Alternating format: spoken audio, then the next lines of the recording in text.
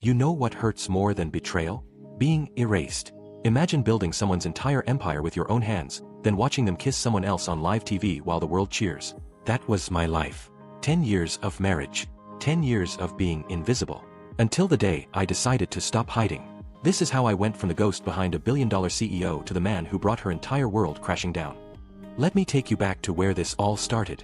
My name is Adrian. For 10 years, I was married to a woman named Elena. And Elena, she was not just any woman. She was a powerhouse. The kind of CEO that gets invited to speak at Harvard. The kind of leader Forbes writes cover stories about. NovaTech Industries. $8 billion. That was her empire. Except here is the thing nobody knew. I built it. Every single piece. See, I am not the flashy type. Never wanted the spotlight. I am the guy who loves solving problems at 3 in the morning with a cup of cold coffee. The kind of person who gets excited about algorithms and code, not board meetings and press conferences. When Elena and I got married, I had this incredible job offer waiting. MIT wanted me for their AI research lab. Silicon Valley was calling. I had options. Big ones. But I chose her. I chose us. Or at least, I thought I did. She said she needed me. Said we were building something together. And I believed her. So I became the invisible man. The one working behind the scenes. Building the technology. Solving the crises. Making her look like an absolute genius. And you know what? I did not mind. Not at first. Because I loved her. Because I thought we were partners. Our marriage was a secret, by the way. Elena said it would hurt her image. Said the business world was not ready to see a powerful female CEO as someone's wife. She needed to be seen as independent. Untouchable. I understood. Or I thought I did. So I stayed quiet. Let her take the credit. Let her shine in the spotlight while I worked in the shadows. For 10 whole years. Our 10th anniversary. That is when my entire world fell apart. Elena was hosting this massive event. Investors from all over the world. Media everywhere. The ballroom was packed with people in expensive suits drinking champagne. Now, there had been rumors for weeks. People were whispering about Elena and this guy, Cameron Sterling. He is a film director. Pretty famous. The kind of guy who shows up at award shows and makes headlines. I did not believe the rumors. I trusted her. We were married. We had been through everything together. Then Elena took the microphone. The room went quiet. Cameras pointed at her. She was standing under these bright spotlights, looking absolutely stunning in this white dress. And then she said it. Cameron and I are in love. We have been together for months. I hope everyone will support his upcoming film project. I swear, time stopped. Just froze completely. The crowd erupted. People were gasping, then cheering, then applauding like crazy. Cameras were flashing everywhere. And Cameron, he ran up on stage and kissed her. Not a quick kiss. A long, passionate, movie-style kiss. Right there. 4 million of people watching online. I was sitting in the audience. Just another face in the crowd. Nobody in that room knew I was her husband. Nobody knew about the invisible man who built everything she was celebrating. You know what I felt in that moment? It was not anger. Not at first. It was this weird sense of clarity. Like suddenly everything made sense. All those late nights she claimed were for meetings. All those times she brushed off my suggestions about going public with our marriage. All of it. I had been a tool. A useful one. But still just a tool. Something inside me changed right then. Something hardened. Like when metal gets heated and then suddenly goes cold. It becomes stronger. Unbreakable. I did not cry. Did not shout. I stood up, looked at them on that stage, and I clapped. Slowly. Deliberately. Then I smiled, turned around, and walked out of that ballroom. And I never looked back. When I got back to our penthouse, I did not sit around feeling sorry for myself. I started packing. Everything that was mine. My clothes. My research papers. My computers. Even the stupid coffee mug I had been using for 5 years. Elena came home around 1 in the morning. I could hear her heels clicking on the marble floor before I even saw her. She smelled like champagne and some cologne that definitely was not mine. She saw the suitcases and just stood there, looking confused. Adrian, what are you doing? Like I was the crazy one. What does it look like? I am leaving. She actually laughed. All this because of tonight? Adrian, seriously? Grow up. Cameron was getting destroyed in the media. I had to defend him publicly. It was just PR. Just business. Just business. Those words hit different when you have spent 10 years sacrificing everything for someone. I looked at her and I laughed too.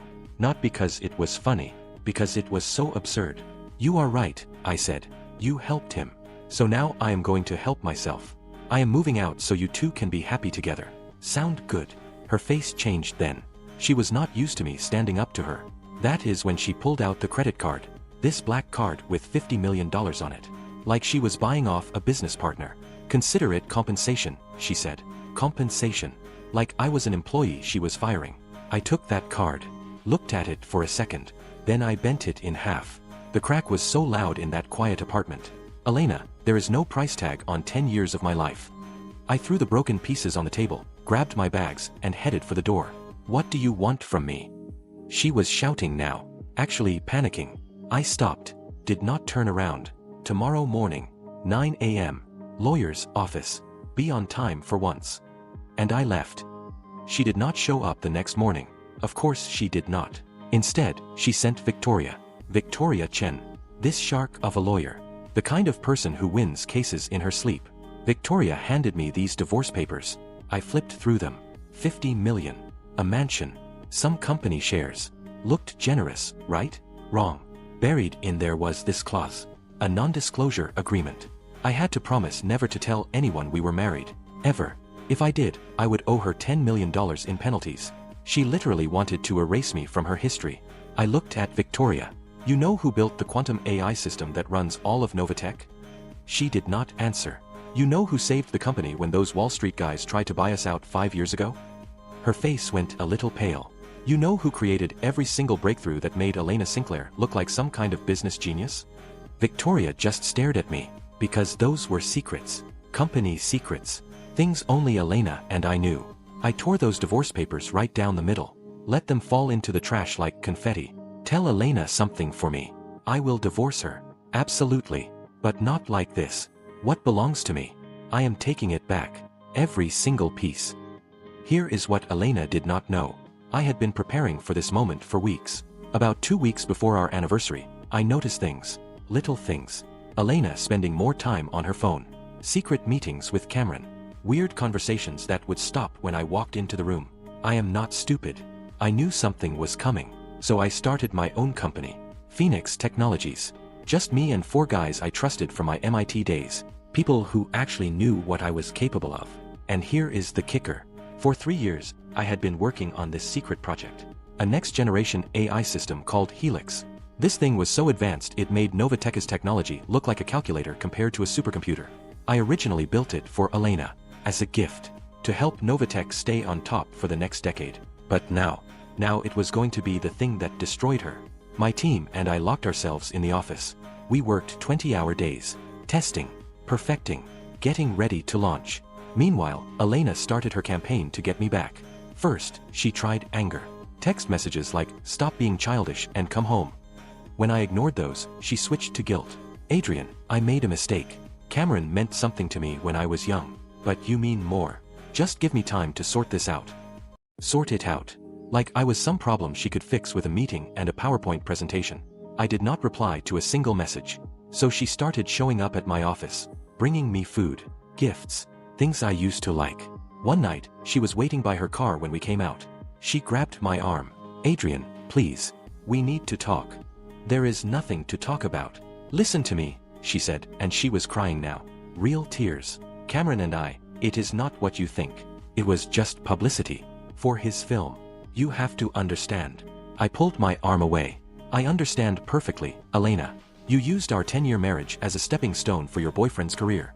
That is all I need to understand." She looked desperate. "Adrian, be realistic. How long do you think your little startup will survive without my connections? Without my money?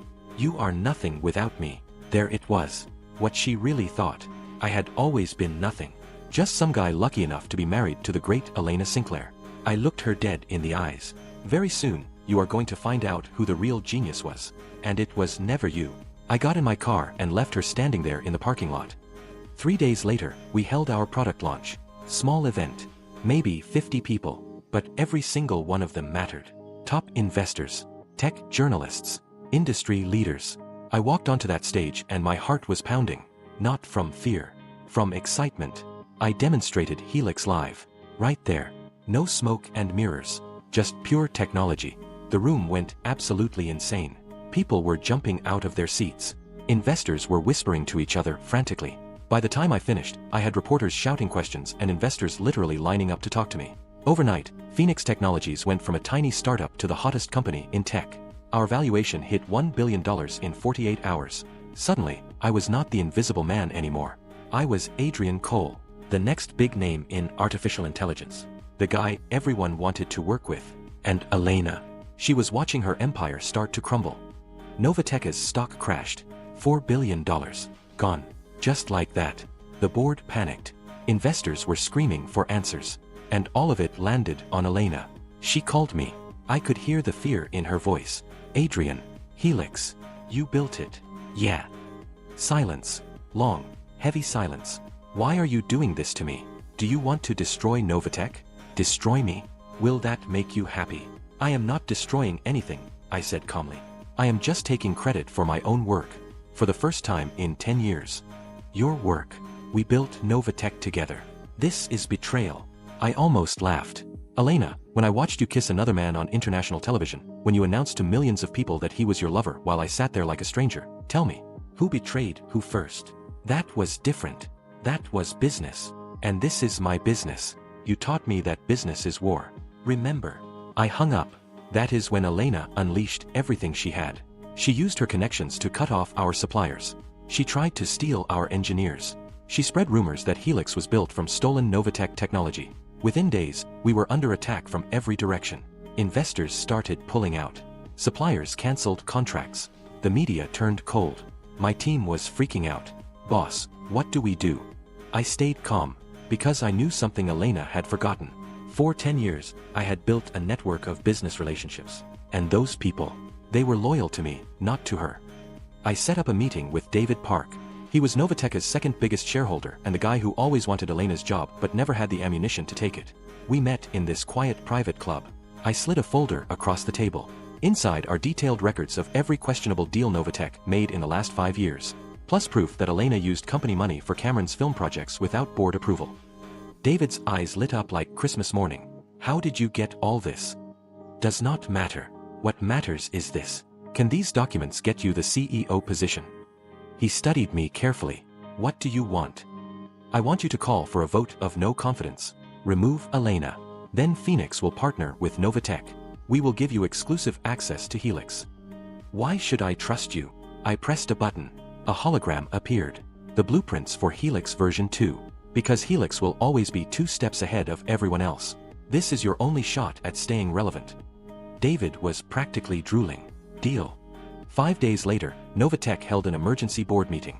Elena walked in looking confident. She thought she still controlled everything. Halfway through, David made his move. Slammed all my evidence on the table. Embezzlement. Misuse of funds. Billions lost from poor decisions. The room exploded. Board members were yelling. Elena's face went completely white.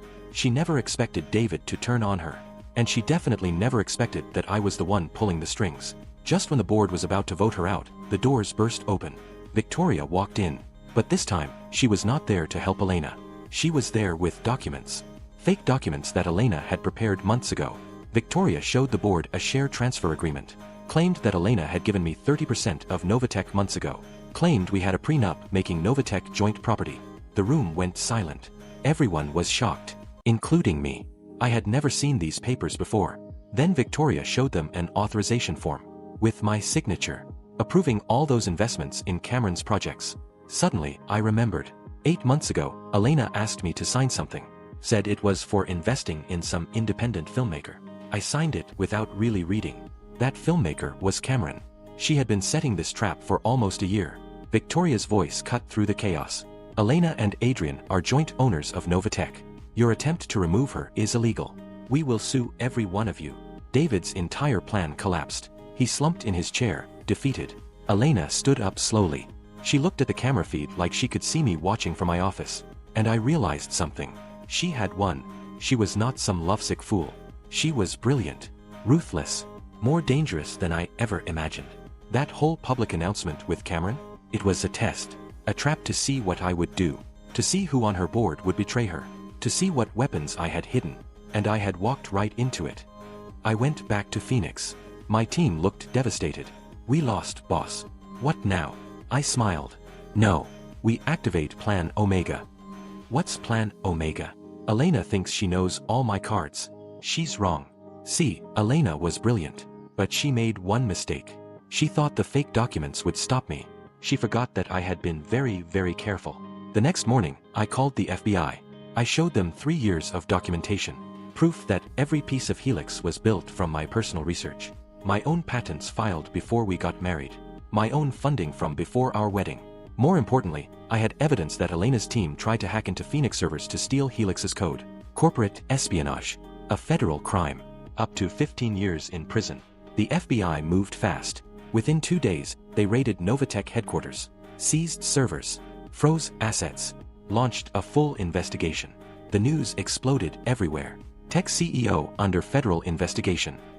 NovaTech's stock did not just fall. It crashed completely. Investors ran. Partners cancelled everything. The empire Elena built started collapsing like a house of cards. But I was not done. I reached out to Cameron. Told him the truth. That Elena used illegal company funds for his film. That he could be charged as an accessory.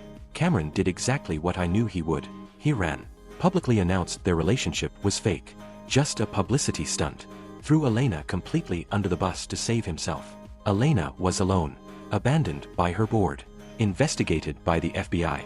Betrayed by her lover. Watching everything fall apart. 2 weeks later, Elena showed up at my office. No designer suit. No makeup. Just jeans and a plain shirt. She looked exhausted. Broken. Adrian, she said quietly. Can we talk? I let her in. She sat down like it hurt to move. I surrender. You win. I will give you everything. NovaTech. The money. All of it. Just please make the investigation stop. I looked at her for a long moment. Elena, I cannot stop a federal investigation. You broke the law. That is between you and the government. She started crying. Real, ugly crying. I am so sorry. I was arrogant. I thought I was the genius. I did not realize until now that you were everything. You were the foundation. For just a second, I felt it. That old feeling. The urge to protect her. To fix things. But then I remembered. The kiss. The humiliation. 10 years of being invisible. Elena, I said gently. I believe you are sorry. I do. But sorry does not give me back 10 years. Sorry does not give me the recognition I deserved. She looked up, desperate. Then what do you want? Is this revenge? I shook my head. No, not revenge. Justice. There is a difference. I stood up. Walked to the window. For 10 years, you took credit for my work. You let the world think you were the genius. You used me. And when I was not useful anymore, you tried to replace me. I turned back to her. The investigation will continue. The board will remove you. And Phoenix will buy the pieces of NovaTech worth saving. But what about us? She whispered. There is no us, Elena. There never really was. Just you and your ambitions. And me, stupid enough to enable them. The story made headlines for months. Elena Sinclair became a cautionary tale. The brilliant CEO who fell from grace. The FBI investigation ended. Elena took a plea deal. No prison, but she could never be a corporate officer again. Massive fines. Public disgrace. NovaTech was broken up and sold. Phoenix acquired the AI division. With Helix and what was left of their technology, we became the undisputed leader in artificial intelligence. Phoenix went from startup to $10 billion valuation in 1 year. Forbes put me on their cover. The invisible genius who built an empire twice. But the money was not the satisfying part. Neither was the recognition. Not even watching Elena's empire fall. The satisfying part came in an email. A young woman engineer from MIT wrote to me. She said, Mr. Cole, I read your story. 4 years, I have been the silent coder behind my boyfriend's successful app. He takes all the credit. Your story gave me courage to leave and start my own company. Thank you for showing that invisible people can step into the light. That is when I understood. This was never just about Elena. It was about every invisible person behind a successful partner. Every silent genius. Every person who does the work while someone else takes the bows. So here is what I learned. Revenge is empty. Destroying someone does not heal you. Does not give you back lost time. But justice? Justice is different. Justice is standing up and saying, I matter. My work matters. I will not be erased. Some people will tell you to be the bigger person. To forgive and forget. To walk away quietly. And sometimes, that is the right move. But sometimes, the most important thing you can do is refuse to be invisible. To fight for what you built. to demand the recognition you deserve. Elena did not destroy my life. She freed me. She forced me to realize I did not need her. I did not need to hide. I was enough on my own. Today, Phoenix Technologies is changing the world. We are not just building AI. We are building a culture where everyone gets credit, where the quiet ones get heard, where brilliance is never hidden. And Elena, last I heard, she started a small consulting firm, teaching young entrepreneurs. Her main message? Never underestimate the people who support you in silence.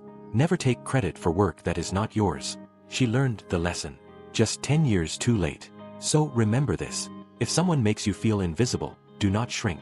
Do not accept it. Build something so bright, so undeniable, that the whole world cannot look away. Step out of the shadows. Claim your work. Own your brilliance. Because the world needs to see you. And the people who tried to dim your light, they need to see what they lost. That is not revenge. That is justice. And that is the most powerful story you can write with your life.